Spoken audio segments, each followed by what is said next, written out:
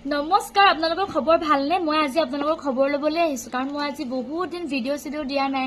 আপোনালোকৰ যিখিনি ধৰক মোৰ লগত WhatsAppত জড়িত হৈছে তেওঁলোকে মোক মেছেজ দি আছে তুমি কিয় ভিডিও দিয়া নাই কি হৈছে কিয় গান গোৱা নাই মানে তেনেকুৱা ধৰণৰ কথা কিয় কাপোৰৰ ভিডিও দিয়া নাই তো মই কি কম আৰু মানে কাপোৰৰ ভিডিও এই কাৰণে দিয়া নাই যে আমাৰ যেটো বোৱা কাপোৰ তো ইমান এভেইলেবল নাথাকে মই ষ্টেটাছত দিয়াৰ লগে লগে তাতে অৰ্ডাৰ হৈ যায় সেইকাৰণে ভিডিও দিবলৈ নহয় গৈ তাৰ দুই নম্বৰ কথাটো হ'ল মোৰ গান কিয় গোৱা নাই মোৰ মাতটো একেবাৰে ভাঙি থকা যেতিয়াবা গৰম সোমাইছে তেতিয়া প্ৰত্যেক মাহে মাহে মোৰ মাত ভাঙিয়ে আছে এতিয়াও মোৰ মাত ভাঙি আছে কি কাৰণে কাৰণটো হ'ল মই ভাবি লৈছো যে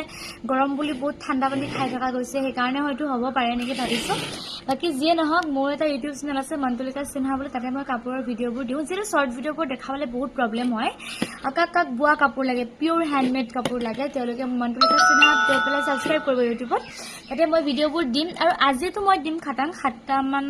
বজাত দিম যি নহওক এতিয়া গৈ সাবস্ক্ৰাইব কৰি থওক যাতে মই ভিডিও দিলে আপোনালোকে চাব পাৰে আজি নাছলে নেক্সট কেতিয়াবা চাব পাৰে দে আৰু মই আশা কৰো